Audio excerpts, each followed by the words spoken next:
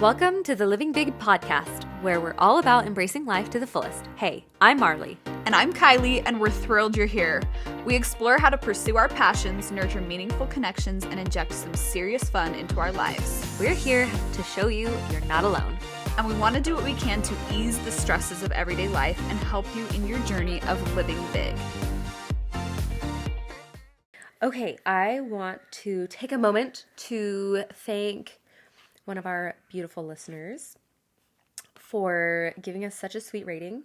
They just say on here, I absolutely love listening to these ladies. They're such great examples of living your life while also being a present parent. They're encouraging me to live big. Oh, someone said that about us. I know. That's so sweet. Thank you guys for your support and love. That's like the whole point. This is what we want for this. So I love that. Oh my gosh. That's so kind. So kind. Thank you so much for taking the time to write us a really sweet review. Yeah. So it's awesome. Today, we're going to be talking about what we want to call the butterfly effect. Yeah. Yeah. The idea is making little changes to you, to your life, to maybe the way that you think or look at things, and how that can not only affect you and your life and the trajectory of your life maybe, but also those around you. Yeah. Maybe your children, maybe your spouse, maybe your coworkers, whoever. Do you want to expound on what that is? So in preparation for this episode, we've been bouncing off a ton of ideas because we really love the idea of specifically talking about how improving our life is a catalyst for positive change, like she said, for us, but future generations. Yes. And I was talking to my husband about a little bit about it earlier today. And it was really interesting because he shared something so cool with me that I had never heard of called the butterfly effect. And we are stretching this a little bit because the actual butterfly effect is specifically the notion that the world is deeply interconnected and that one small occurrence can influence a much larger complex system. And I mean, we're stretching it in the sense that like the butterfly effect is usually like, you know, a butterfly's wing creates a hurricane somewhere else. But we're not stretching it in the sense that we truly believe that improving ourselves really can be a catalyst for amazing, massive changes. Yes. Even we're talking small things. It can be a huge catalyst for growth and change for years and years and people to come. Absolutely. So I really love that. Okay. So I want to start off by saying that everyone grows up different. Everyone has different experiences that shape who they are. Yes. This conversation may not fully apply to everyone. I don't know. I think it does. I think it does. I think it does because I would love to think that we're not all perfect. But if you don't like it, that's fine. That's fine. Scroll on. Yeah. But I would like to think that none of us are perfect and we're all just trying to figure things out and we're all trying to like become the best versions of ourselves and do our best with what we've got. And, you know, who we are is affected by who we were raised by and different situations in our life, whether that's at school, whether that's, you know, in sporting events, whether that's society, whatever. community. Society. We're taught things. We absorb things as children and whatnot. And then we become adults and we are just trying to figure it out and go from there. Yeah. It's quite a thing. Like, we really do have to continuously learn and figure things out, even when we were taught things when we were younger. And so, yeah, there's a lot of growth that can happen. One of the things we talk a lot about on this podcast is self-reflection. And so I feel like this is a really kind of the nucleus of this episode is self-reflection. Yes. Right? Is being able to recognize maybe thoughts or patterns, behaviors within ourselves from a compassionate perspective. Yes. Keyword compassionate, right? And being able to then kind of unravel those things, maybe question those things. I think it can be really difficult to even notice things at first. Yeah. So being able to get in a habit of self-reflection and understanding, you know, that maybe I don't love that about myself. I don't, you know, maybe I didn't handle that great. Why didn't I handle that like in a way that I would want? And this is not for you to start nitpicking yourself or weaponizing your negative self-talk. No. We're talking about positive change, positive self-reflection, and personal growth that is kind, like you said, compassionate. I felt like that was really the key there is like, hey, I want to improve each day. I'm not beating myself up for the imperfect moments, but I also know that I can do this better next time. Yeah. And I want to change for my fulfillment, my happiness, my joy, and for the people around me. Yes. Everyone makes mistakes. Everyone. Yes. Everyone. Everybody makes mistakes. Everyone has those days. Thank you. Hannah Montana. Please, I hope everyone else joined in that moment. Thank you for participating. If you're a true millennial. Yes. Just kidding. If not, yes. Go watch Side Hannah story. Montana. Hannah Montana came out on my 12th birthday. And so I thought that she and I were going to be best friends. Miley Cyrus and I. Oh, for sure. I still love Miley Cyrus so much. And I was so proud of her for getting a Grammy just recently. Yes. But I thought we were going to be the best of friends. My name is Marley. Her name's Miley. Yeah. Kylie, Miley. Oh, wow. Same thing. Kylie, Miley, Hannah. Oh my gosh. Like, yeah, I went to her Stadium of Fire when I was, who knows? You did? Yeah. It was my first concert ever. She was Hannah Montana, not Miley. She wasn't Miley yet. She was Hannah Montana. Wow. And I was like, we're besties. We know each other. Obviously. She looked at me. Eye contact. Mm-hmm. Hannah Montana, best Disney show of all time. I love that. Absolutely. Oh. Whew. Okay. I could argue that one for sure. I don't know how we got there. Against anyone. Oh, everyone has those days. Yes. Nobody's perfect. You live and you learn it. Again and again till you get it right. But it's perfect for this episode. So good. Yes. Oh, I love it. Yes. So learning how to self-reflect with love and compassion and understanding that, it's okay. People make mistakes and doing better the next time. Yeah. That's what we're focusing on today. I love this. Yes. So getting into thinking about this, I was looking at my journal, as I often do, as you've heard me read my journal entries before here on the podcast. But I really was reflecting on this desire to break some of the negative cycles in myself and create positive change, both for me and for future generations and for my daughter specifically. And this was my journal entry from November of 2022. I said, I've been thinking about the habits and mindset and perspective and behaviors I want to live for me, but also to model for my daughter. I want some of the negativity and selfishness that I struggle with to end with me. I want to heal me and heal my posterity. And healing those parts of me is going to change the generations. I fully believe this. And I still actively love this journal entry, love the idea of me positively looking at some of the things I don't love about myself, but for the right reasons and wanting to spread more positivity and more selflessness, both for me and for my kids. Oh, I love that. Oh my gosh. Self-reflecting can be so amazing. Yes. From the lens of compassion and grace. Yes. I love that. Yes. Sitting with and acknowledging our emotions is a form of self-love. Who said that? It was a random post on Instagram. Oh, okay. No one was named. So I'm like, I was like, that sounds like something Brene Brown would say. yeah. But I loved it. So I'm like, whoa, that was so good. Oh, so good. Yes, absolutely. It is a form of self-love if you do it correctly. Yes. Yes. Yes. Oh, man.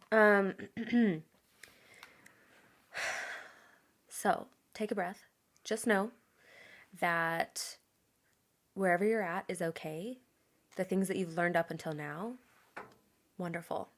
Be proud of yourself, and then also look forward to things that you can become and learn together. Not together. Well, look forward to things that you can become as you grow and progress and work on things and self-reflect.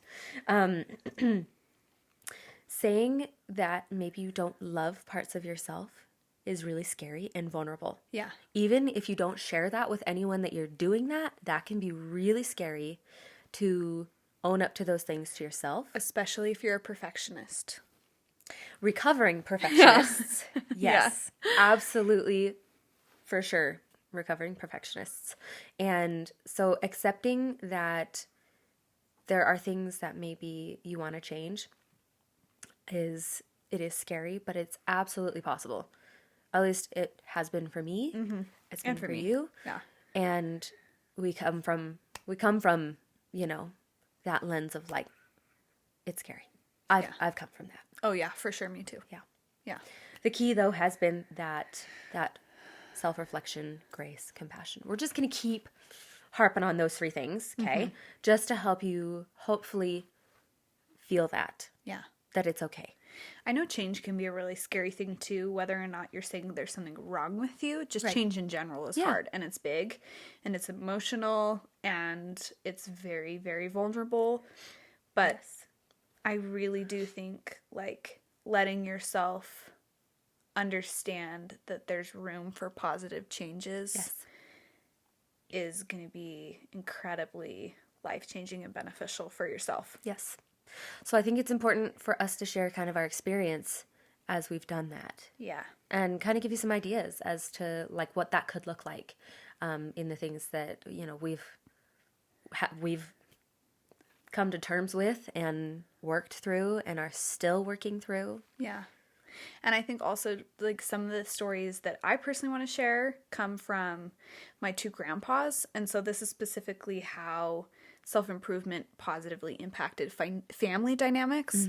So again, when you're taking things away from this episode, it could be self-improvement for you. It could be self-improvement for you and your family, like Marley was saying, or another group of people. But specifically some of the stories that I want to share next really do focus on these family dynamics and how self-improvement affects those things. Yeah. And I really love and honor my ancestors and my grandparents specifically. I think some of the changes that they made in their lifestyles were crazy amazing for the legacy of all of us kids and grandkids and great-grandkids and generations to come. And I think of my grandpa.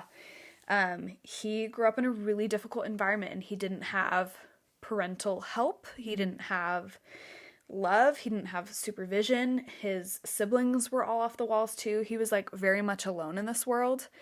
And it's crazy because when I think of him, I just think of this loving, amazing spouse and grandpa and father. He raised 7 kids. He loves his wife dearly. You know, his wife has since passed, and every time he talks about her, he just like gets a sparkle in his eye. He like tears up. He has no ill words towards anyone. And I think like that change that he was able to make despite not having that example at all growing up in his life was a huge catalyst. It created a tight-knit, loving family who then went on to have their own kids and to do the same thing. And so I'm like, it was seemingly a small thing for him, but he had no idea how to do it. And he has absolutely changed the legacy of my family. And so I'm like, that is incredible. I love that example. Yeah. Of my grandpa. That's so sweet. I love that. Another story. Sorry to go into 2 grandparent stories right away, but another grandpa, my pops is what we call him. He was a convert to a new religion at 18 years old, and none of his family was into that, liked that at all, didn't support him in that. But I know that for me, his religious devotion and his devotion to his love for God has been incredibly impactful. And I can't imagine like not having that. But he had to make some really big choices and then pass those down to his kids and pass them on to me. And so again, this is just to show like, again, how every small change can be the catalyst for so much growth, so much potential, so much fulfillment down the line, for good or for bad, based on the choices that we're making and on the behaviors that we're exhibiting or whatever it may be. And this, my pops also grew up in a very absent home. Oh. Yeah, and he had 9 kids as well. Yeah. But he never received affection. He literally never was told that he was loved, but he was so expressive with his emotions and feelings. He also just would always tear up and he would laugh harder than anyone. And we all benefited from this positive, loving home that him and my Nana created. And he didn't have a good example of a marriage, But man, he loved his wife so fiercely. He was so loyal. He was her champion. And I really think that that like instilled in each of us this example of marriage and the importance of marriage, and made us want to find that same thing. Find our good to the core person and support them and love them. And I can't thank them enough for those lessons. Oof. And those big changes they made. I love that. Yeah. I guess to them at the time, it probably didn't seem very big, but how many people did that affect? Oh, hundreds, literally. Hundreds. An actual butterfly effect. Yeah, Oh, literally. you know, they both did something for themselves that helped so many people. Yeah. Oh, I love that. I love that. We're going to talk about grace. Obviously, we've been talking about that. And compassion. Really, you can't really do anything without it.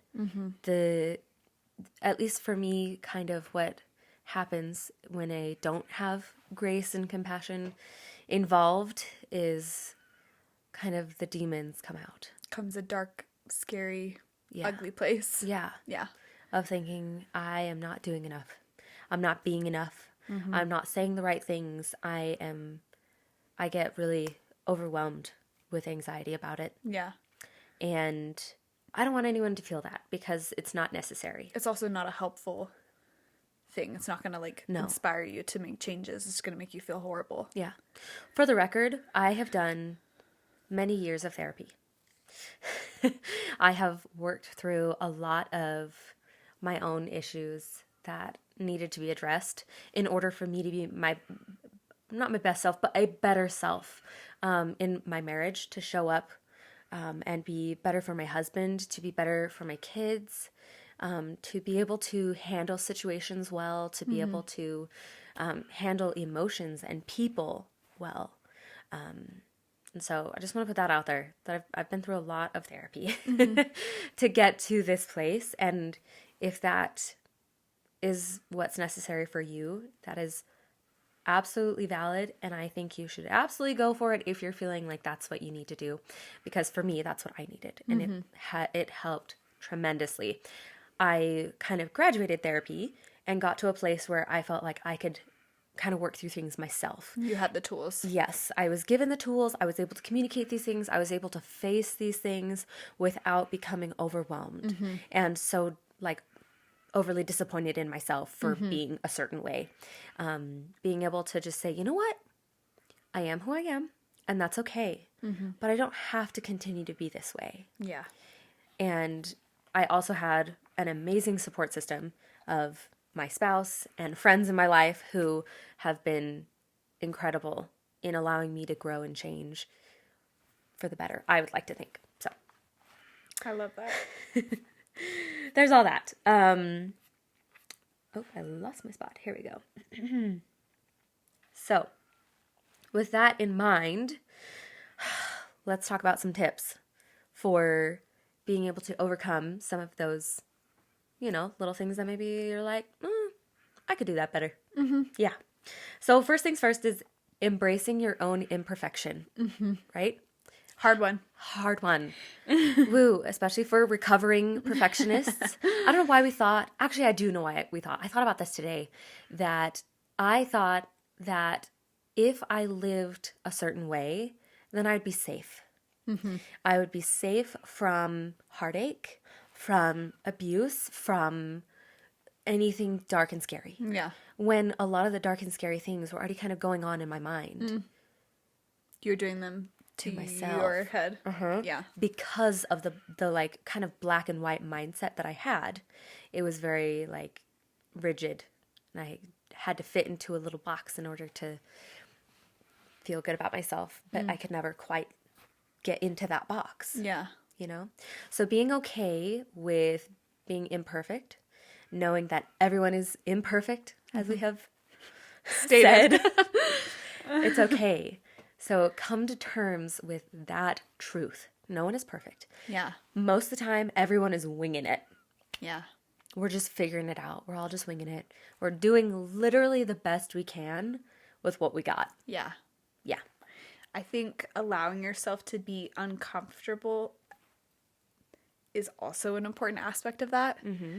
Because I was so afraid of the discomfort of admitting that I wasn't everything that I hoped to be immediately. That it would stunt any positive growth or changes. And so allowing yourself to kind of sit in some of your own discomfort sometimes can be really helpful, and understanding that like this is just the natural part of the human experience. Yep. We all make mistakes. We are all imperfect. We all do things the wrong way. We think things weird. And we've got to continue to grow and learn and make small changes that will hopefully better our life little by little over time. Absolutely. So if in your mind you've got the demons that I have had and still struggle with frequently, you know, they still creep in a lot. It is really important to practice that self-compassion, right? So affirmative statements and, you know, that can counter the negative self-talk. Like I was saying earlier, I don't remember when I said it, but I love writing on my mirror. Yeah. With my with an expo marker. A Sharpie. Yeah.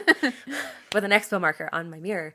And so whenever I have a thought that I don't love, I can write something on my mirror that will help me see the opposite. Yeah. Right? So some of the things that I like to write on there is like, I am a good person. Like, I want to remember that. I want to remind myself that I'm kind. I am kind. Yeah. Or I am enough. Yeah. That the things that I bring to the table are enough. Yeah. In any relationship or work or whatever, right? That's enough. Because I'm always like trying to do more or whatever, you know, but what I offer is enough. Yeah. Or things like that. It's so powerful to see it every day. You liked sticky notes, right? Yeah. So being able to see things and read it frequently will help you to kind of rewire the way that you think about yourself. There's also, again, like amazing technology tools, amazing apps for positive affirmations that can help you practice them and come up with your own and see a new one every day. Yes. And actually saying them out loud to yourself is also extremely beneficial. Yes. Obviously seeing them is amazing, and then also like saying them to yourself. Something my husband does that I used to just absolutely hate, but I think it is so amazing. Every time I would say something negative about my body, he would say, okay, now you have to write down 10 things that you love about yourself. 10 things that you love about your body. And I was always like, this is the worst, you know? I would say to him, I feel fat. And he's like, oop. 10 things you love about yourself. Tough love. Yeah. And it was, I hated it in the first moments. But oh my goodness, has it changed my life genuinely to turn that negative self-talk into positivity and gratitude and affirmations for myself. And looking for the good when in my head I'm convincing myself that everything is not good. Yeah. And so it was a very uncomfortable practice. And sometimes it would take me 30 minutes to come up with 10 things. And sometimes it was, my nails look good today, you know, or whatever it might be.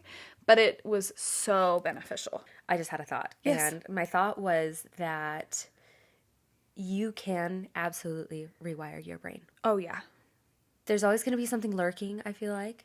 But the time it takes you to be able to spit out those 10 things is going to shorten the more you do it. Yep. Yeah. I love this life coach named Jody Moore. And specifically, she has a podcast called Better Than Happy, and you should check it out. It's really awesome. She's amazing. But she also has amazing workshops, an awesome book, all kinds of things. And for me, she was a really amazing tool at helping me rewire my brain. Because a lot of the thoughts that we think aren't factual and they're not helpful, but we believe them wholeheartedly about ourselves. And that's not always the best for us. And so you absolutely can rewire your brain and create better, productive thoughts for yourself. Right.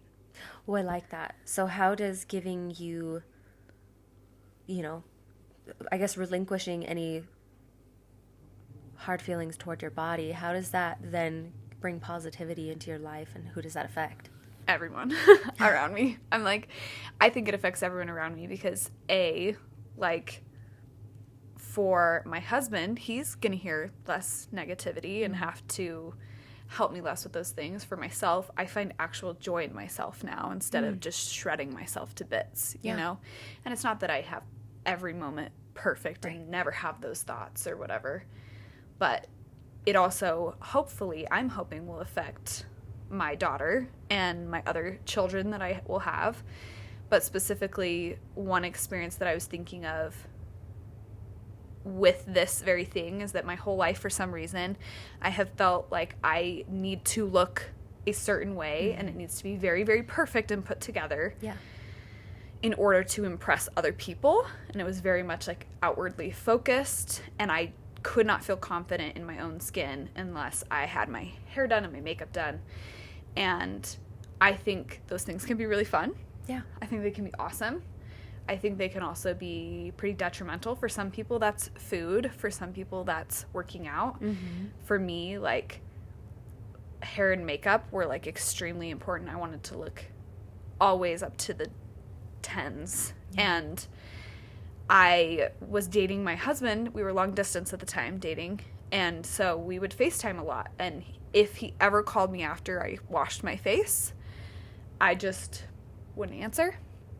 Couldn't talk to him, didn't want him to see me, was so not confident, so hard on myself, and it leaked into other aspects of my life besides just like how I looked, right? Like, it kept me from having fun with my friends and doing good things for myself and creating those relationships with my spouse, then boyfriend, and different things like that.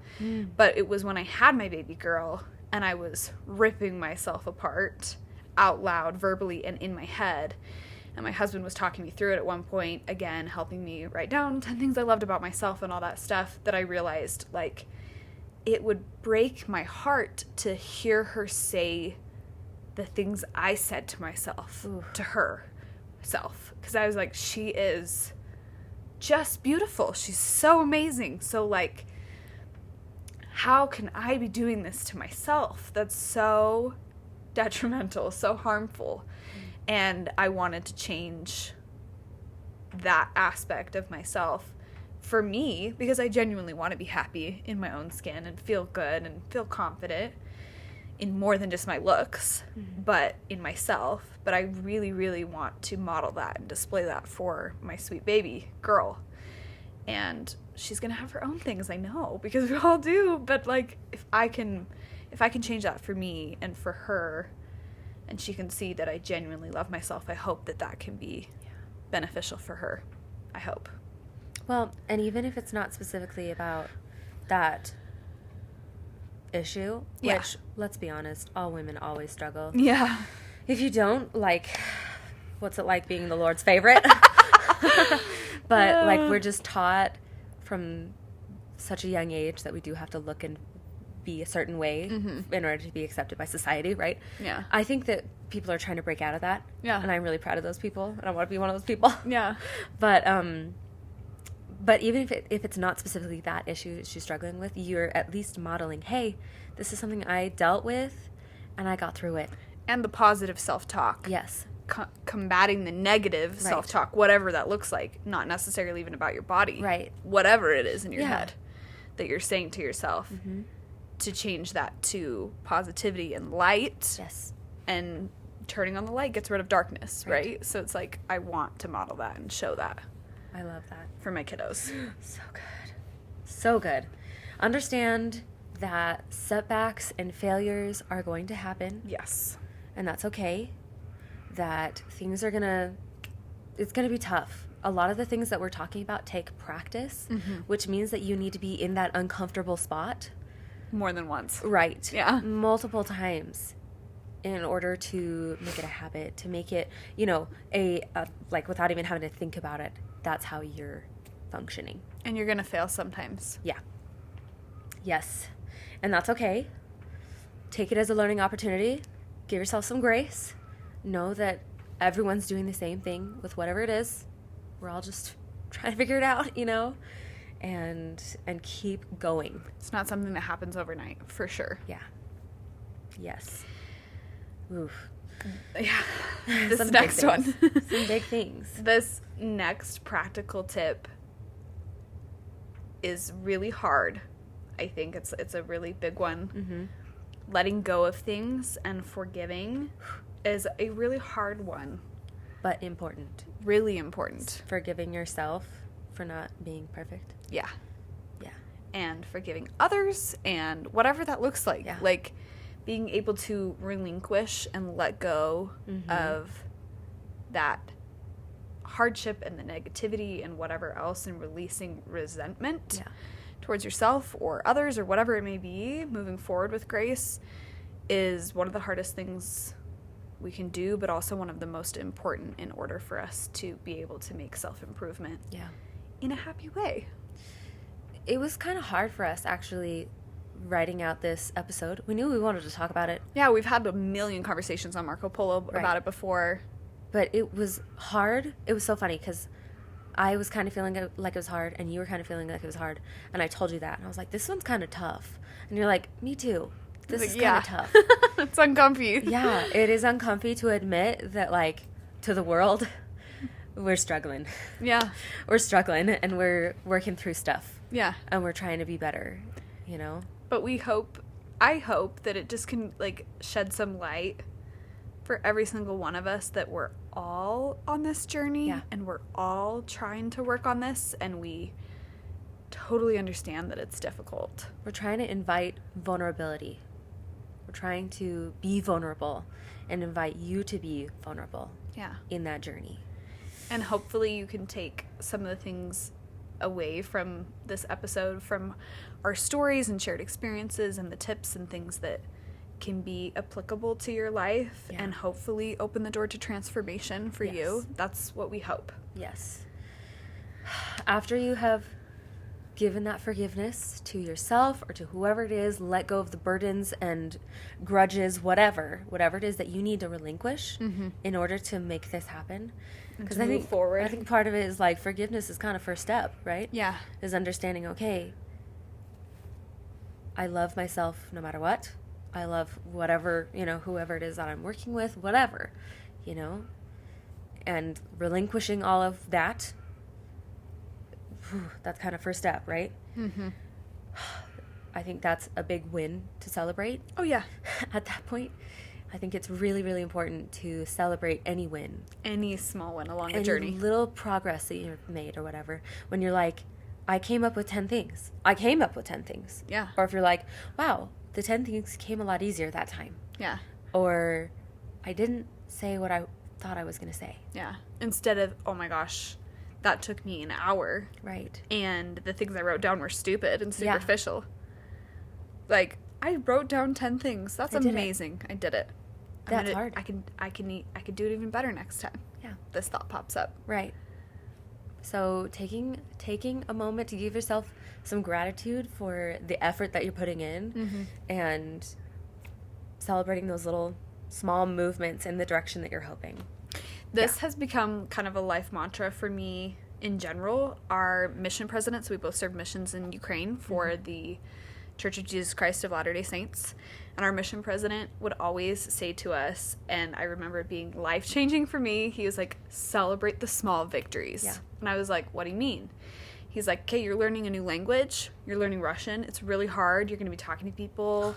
You're learning a new culture, all this stuff. Like, we were just 19 years old, With random people that we'd never met before. Yeah, it was crazy. And he's like, for example, if you think someone said thank you in Russian to you, that's a small victory. Like, notice that.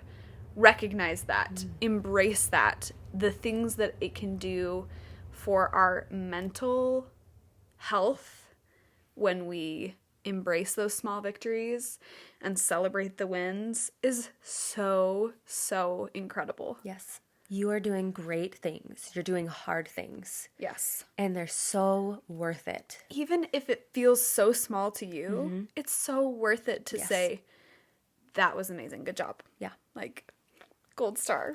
Pat on the shoulders. Yes. I did it. I know. Yes. I did a thing. Yes, absolutely. You may not be able to control every situation. You may not be able to control every person, but you can work on learning to control yourself in situations. Give yourself some grace and some self-compassion and celebrate those victories. Yeah. Yeah. I think of my little baby, and right now she's learning, just small things. Like, she wants to get up on a chair by herself, so she does it, and then she literally looks at me and goes, I did it! And she's so excited, and I'm like, you got on a chair! Yeah. But holy cow, that attitude is so amazing and infectious and incredible. Yes. That she's just so proud of herself.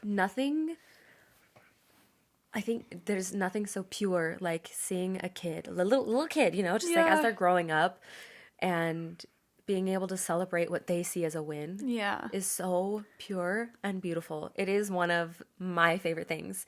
Like I guess it was like 9 months ago that we potty trained my 3-year-old. He's 3 now, but he was like 2 at the time.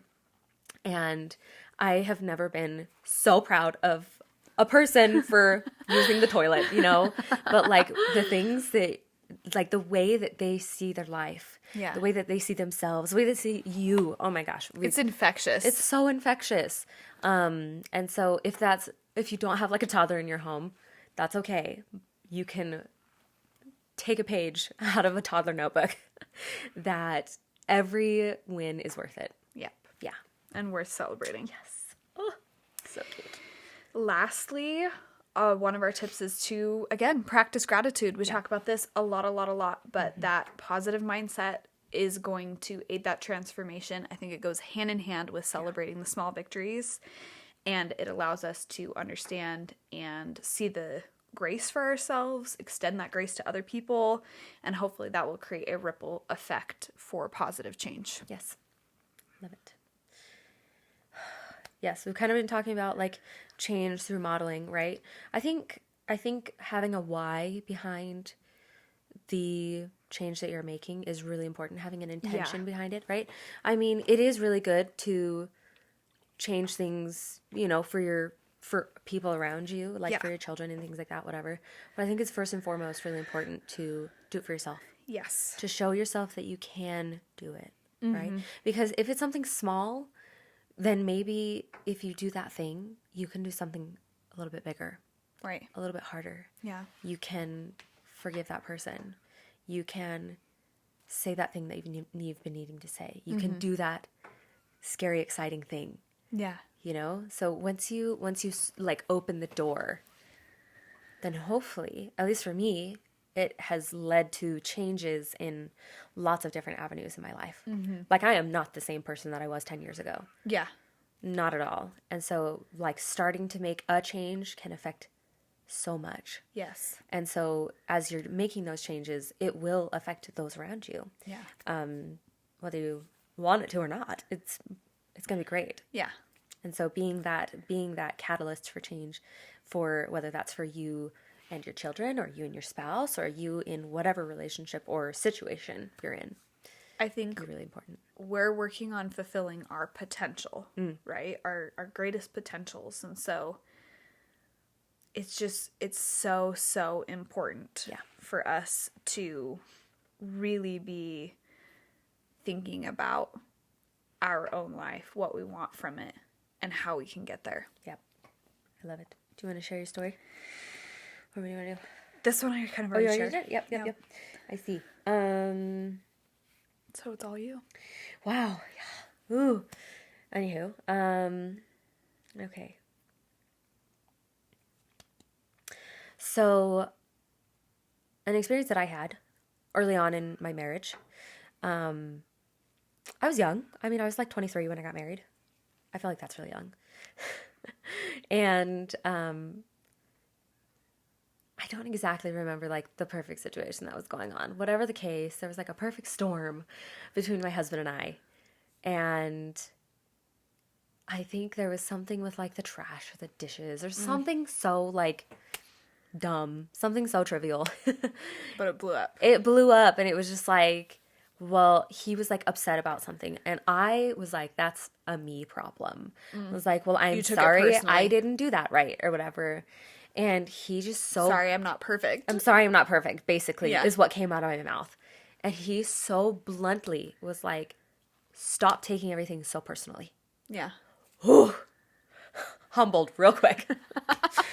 Woof. I love our my husbands gosh. for that. Yeah. They're very similar in I that. wish I could be that bold. Yeah. I don't know if I could say anything like so. Oh, let me help you, fragile little. Yeah. Yeah. And I mean, I kind of was fragile. So I'm really proud of myself for being able to like take what he said and not like let it destroy me. But it actually changed my entire life. To recognize, okay, this is what happened. This is how he reacted to it. But that's not a me thing. It's not my fault. It's not my problem. And it doesn't have to affect how I feel. And he's not saying you're a bad person. No. It's not reflecting. He's like, I just didn't like the situation. Right. Yeah. Yes. There's no shame involved in what he was saying, right? Yeah. Shame is that there's something wrong with you. And so he's not trying to shame me for this really stupid little thing. Yeah. Right? At least I think, looking back at it, it was not important. Right. I don't even remember exactly what it was. But it was such a turning point for me that, okay, I take things personally. I do. I did. This was a few years ago, and that was something that I've been working on very, just like really hard. I've been working on it really hard for the last few years that like I don't want to let how maybe someone's feeling big emotions, like especially my husband or my children, right? My kid is throwing a tantrum at Walmart or whatever. That doesn't have to make me spiral. Yeah. It doesn't mean I'm a bad mom. Right. It doesn't mean that I can't control my child. It doesn't mean that I'm doing something wrong. It means that my kid is just having a moment of big feelings. And what can I do to help in that situation? I think that's such an important discovery and one that takes a lot of growth to be able to hear. Yeah. Because like from my perspective too, I also take things like very personally and so and it's just it can be a really hard thing. It can be really hard to separate the two things and understand that there are things that are going to happen that we can change that don't make us a bad person. Right. Or messed up or broken or Right. whatever it may be. That's not what that means. And it's not always such a personal attack. It's not always trying to harm you. Yes. When there's any kind of correction or anything going on. Yes. But that's a hard realization. It's so hard. And I was not perfect. And I'm still not perfect. Yeah. Especially when I'm overstimulated and I'm really tired and Yeah. things are going on and I'm stressed. Very real. And my kid is screaming. Yeah. Or hitting you. Or whatever. hitting you or something, not eating or just like things that can really just send you over the edge. Yeah. Right? Yeah. Whew. So being able to take a breath and center myself and recognize this is something I struggle with. This is something that I really have a hard time with. And there are these other outside factors that are making it harder for me to be better in this situation. Okay? And so I may not handle it how I would want to. Right. Or maybe I didn't handle it at all like I wanted to. Right. And being okay with that. Yeah. And knowing that's not who I am as a human. I had a bad moment. You know, I didn't handle that the best. Right. But it's okay. That doesn't undo all of the work and progress that I've already made. Yeah. So. I think that's beautiful. Yeah. I love that. Woo, that was a vulnerable moment. Kind of sharing that was. I mean, I cried on the podcast today, so. Yeah. That's where we're getting today. Yeah. It's very vulnerable. Ooh, some tough stuff for sure. Yeah. Super tough. Yeah. Do you want to share the other one? Yes. I kind of have talked about it, I guess. That the like black and white would keep me safe. That I thought that if I lived in like this rigid black and white perfection, then I'd be okay. Yeah. And that has just not been the case, especially as you become an adult and you're starting to like do things on your own and you have your own money and you have to get your own job and you have to have your own life. You realize that living in a like weird cookie cutter bubble is just not possible to keep you safe. Yeah. You know, you're still going to fall on hard times. You're still going to experience heartache. You're still going to experience all these things. And I was so afraid of that. so afraid of that. And so being able to undo the fear and anxiety around that, still not perfect. It sometimes haunts me late at night or whatever. But I have learned what helps me to let go of that. My husband was gone for like a week. And I noticed that I would have a hard time falling asleep, or I would stay up late, or not take care of myself as well as I could. So having my husband in my life just as my rock and my person just really grounds me, really helps me to let go of those things. Yeah. Just having him there as a reminder that like he loves me. And that's amazing. Yeah. You know, like, and that's enough.